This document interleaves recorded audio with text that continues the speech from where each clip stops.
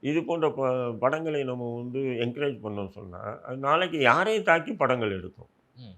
இப்ப நான் எடுக்க விடுவாங்களா? என்னால கூட எடுக்க முடியும். மும்பை குண்டுவெடிப்பை பத்தி எடுக்க முடியும்.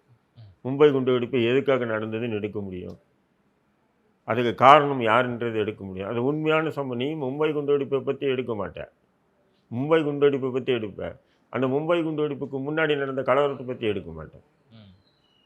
நான் வந்து மும்பை குண்டுவெடிப்பை பத்தி எடுக்கணும். ஆனா மும்பை குண்டுவெடிப்புக்கு முன்னாடி நடந்த கலவரத்துக்கு யார் காரணம்?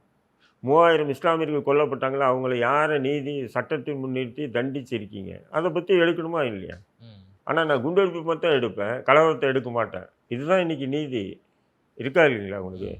அப்போ நீங்க இலங்கையை பத்தி நீங்க எடுக்கணும்னு சொன்னா, அங்க அந்த ஈழ மக்கள் கடைசி இறுதி வரையும் போராடி, நாம வந்து தப்பிச்சு போகலான்ற ஒரு வாய்ப்பு இருந்து கூட நம்ம தப்பிச்சு போக வேண்டாம்.